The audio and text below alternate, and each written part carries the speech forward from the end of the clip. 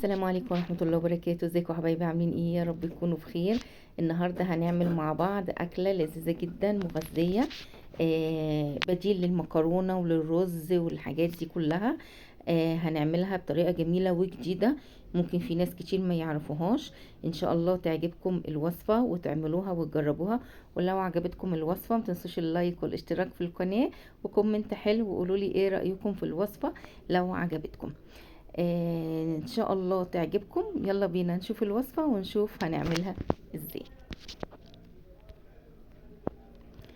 انا معايا هنا الصينية بتاعتي، هحط فيها مادة دهنية اللي انت بقى مفضلاه. انا حطيت هنا معلقة سمنة مع شوية من الزيت، عايزة تحطي زيت بس تمام، سمنة بس تمام، اللي يريحك. ومعايا ورقتين لورا، هبتدي احطهم مع المادة الدهنية. لما تسيح دي بتخلي ريحة المادة الدهنية حلوة جدا. انا معايا هنا قطعه من الفراخ. على فكره ممكن متعملهاش بالفراخ، ممكن تعمليها بالجوانح، وهتمشي بنفس التكنيك اللي احنا هنعمله دلوقتي اللي انت هتشوفيه. ممكن تعمليها بالكبد والقوانص، انا عملتها قبل كده بالكبد والقوانص بس كانت من غير البشاميل. هسيب لكم اللينك بتاعها في صندوق الوصف. هبتدي ان انا هحط الفراخ عشان تاخد لون من تحت، وبعدين اقلبها من فوق. الفراخ دي يا جماعه انا بشره طماطمايه مع بصلايه وشويه ملح وفلفل اسمر وحشه تحت الجلد زي ما انت شايفه كده. وابتدي احطها وابتدي اسيبها لحد ما تاخد لون من تحت حلو جدا كده واحمر وحلو. انا مش بسوي الفراخ بتاعتي، انا بس بعملها عادي تاخد تشويح. وابتدي اقلبها على الناحية التانية عشان تاخد برضو لون على الناحية التانية. اول ما الاقيها اخدت لون من الناحية التانية هبتدي ان انا اطلع الفراخ بتاعتي بره في طبق. طبعا هيتفضل بقى معايا ايه الدهون اللي نزلت من الفراخ واللي انا كنت حطاها.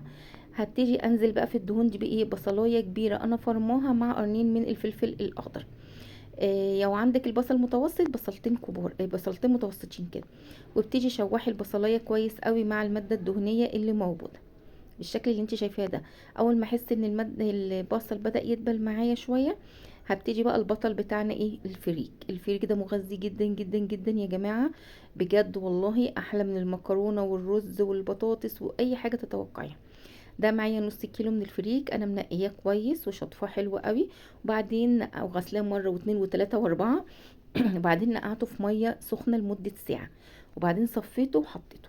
التوابل اللي عندي بسيطه جدا، ملح، فلفل اسمر، شويه من مرقه الدجاج، شويه من البابريكا. لو بتحبي الحاجه سبايسي حطي شويه من الشطه. وهشوح طبعا الفريك كويس قوي مع البصل لمده 5 دقايق. بعد كده معايا طماطمتين او 3، انا طبعا بشراهم برضو او ضربهم في الكبه. وابتدي ان انت حطيهم مع الفريك وابتدي ان انت قلبيهم مع بعض بالشكل ده.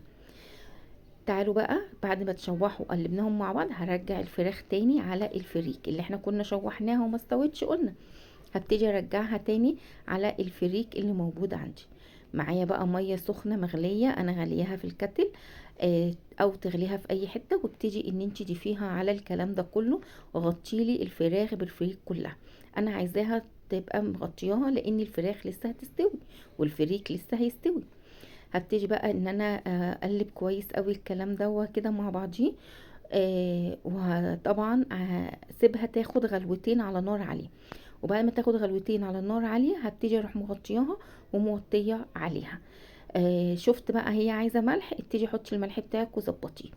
بعد ما هغطي عليها واسيبها على نار هاديه، مش عايزاها تتشرب تماما، انا عايزاها بس تبتدي ان هي ايه، تكون بدات ان هي الفريك يبان من الميه، وبدا يبقى فيه شويه من الميه موجوده عندي عشان لما ادخلها الفرن. بصي هنا يعتبر الفريك اتشرب معظم الميه اللي موجوده، واللي فاضل ايه شويه ميه صغيرين خالص زي ما انتي شايفه كده. هو دول كده تمام. انا هفتح الفرن وادخلها الفرن لمده 10 دقايق. يلا نحضر صوص البشاميل بتاعنا. انا معايا كوبايتين لبن عليهم نص كوب اسفه معلش، نص كوبايه من الميه. هضيف عليهم معلقتين كبار من الدقيق. انا البشاميل بتاعي هعمله على البارد هنا.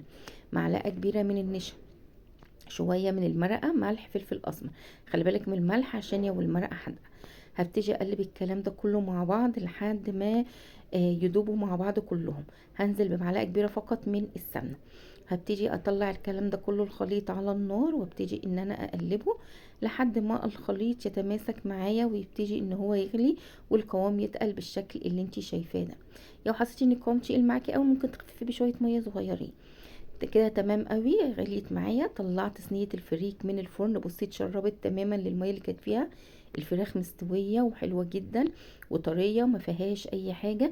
بتغرز الشوكه فيها، بتبصي تلاقيها مستويه والشوكه بتغرز معاكي في منتهى السهوله. هاتي بقى شويه البشاميل الحلوين بتوعنا وحطيهم كده فوق على الوش مع الفريك.